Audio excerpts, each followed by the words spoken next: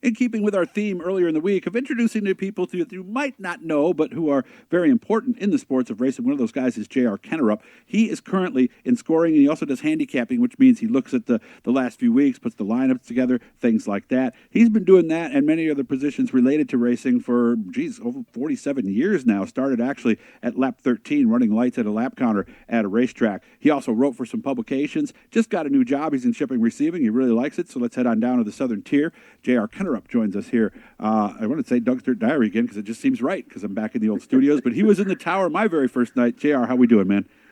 Oh, we're doing really good, Doug. Doing really good. Nice to check up with you again. So, 47 years. Can you believe it that you've been involved in one way or another in the sport that long? No, it's crazy. I mean, if you go back, I grew into a racing family. So basically, 6 years I've been in racing. 47, I worked at the tracks, and about 35 years in scoring and stuff. So it's been a long time. And I've sat next to scorers. I don't know if you guys have before, but how do you guys not? And you got a story to tell me right after this. It's related exactly to this. How does your hand not cramp up every night? And how do you not miss some numbers when they come across 3 wide? Oh, it happens. It happens. Trust me, Doug. It happens. I mean, especially the older I've gotten and stuff. Yeah, I can go about 50 laps straight, and then I'm shaking the hand and getting it loose, and oh yeah, I mean there's times you miss cars, but thank God for transponders now. Yeah. But back in the heyday, when there was no transponders, you had to be perfect every night, and I still try to be perfect every night. It's tough. It is. It's tough. It really is. What was the race you told me about where 2 people's hands actually did cramp up and you had to do a quick switch? One of the Victoria 200s.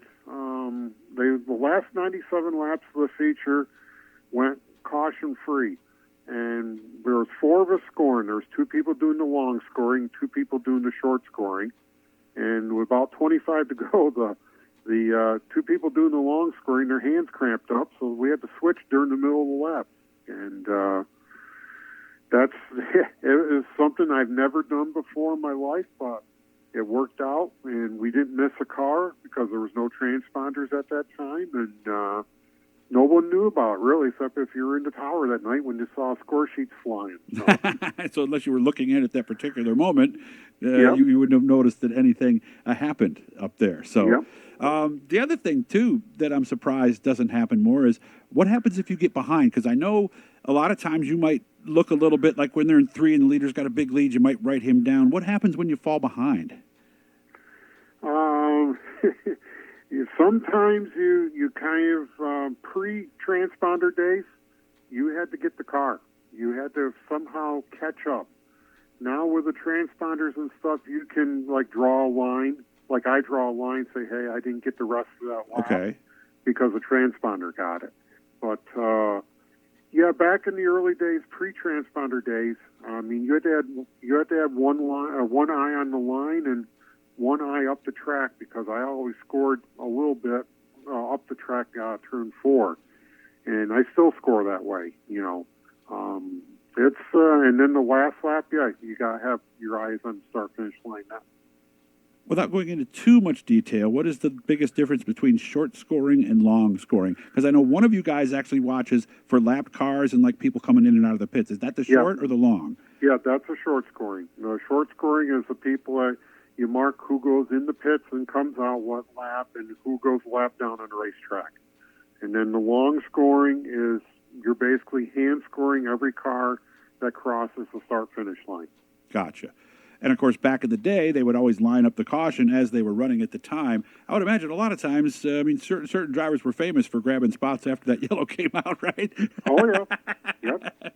Yep. Oh, yeah, there's definitely, but there's nothing, sometimes there's nothing you could do. Right. I mean, we're all human, and back in the day, I mean, there's only sometimes only 2 or 3, or sometimes even one person scoring. It's tough. It's tough, but we got through it. That's all you can do. Is all you can do. And one of the phrases I've been saying a lot on this, and JR and I were just talking about this.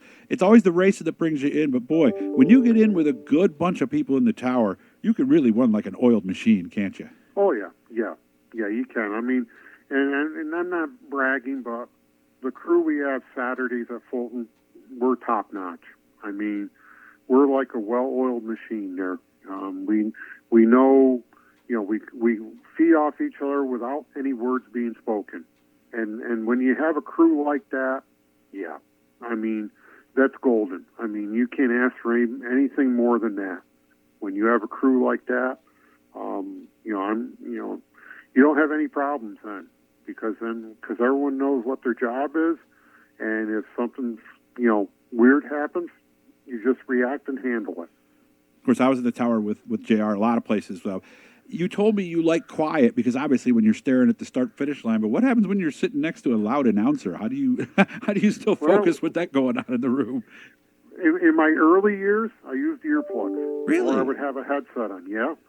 And now I'm used to it now. I mean, and now, even though my hearing has gone away a little bit, so yeah, I don't hear as well as I used to, but you just get used to it.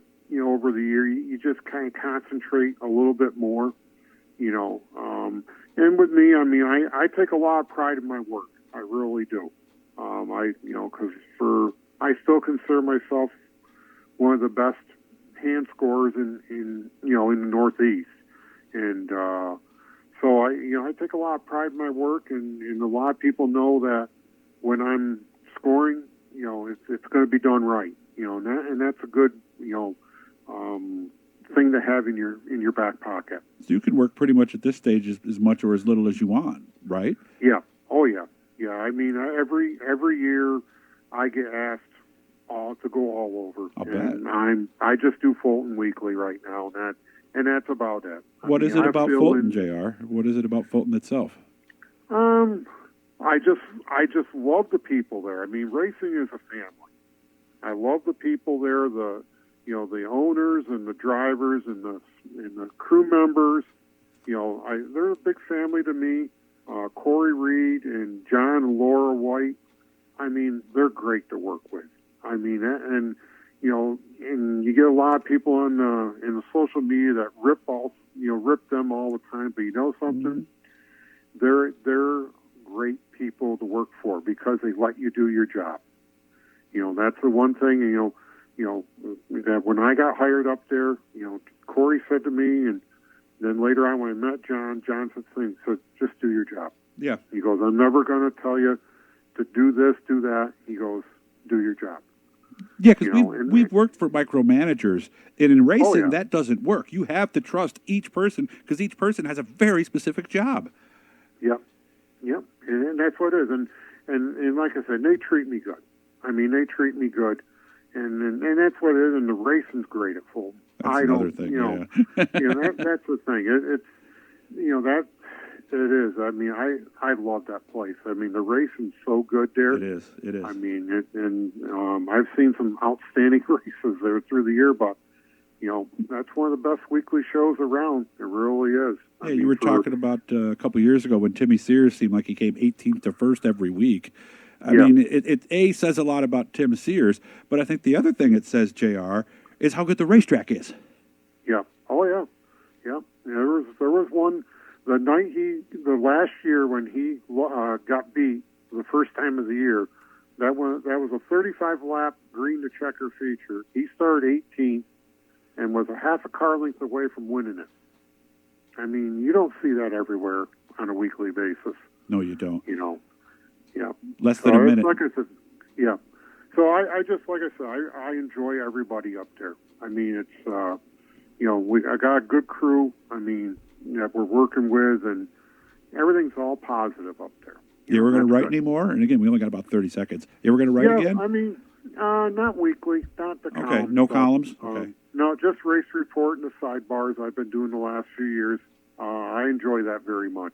Okay. I really do. That's about all we have for this first part. We're doing a second part, though, and we're going to save this one for New Year's Day, when we all kind of sit back and evaluate where things are, because JR brought up some interesting points when we were chatting on the phone earlier, and I want to make sure that we get those out in a conversation for you. So hit the blue E, turn on the notifications, the likes, all that good stuff, and make sure to come back in just a little over a week. We'll have part 2 with JR. We'll get into how good things are today, because I think sometimes we all get caught up in this a little bit. JR, you take care of yourself, and I'll talk to you soon. Thank you. Okay, you're welcome, Doug.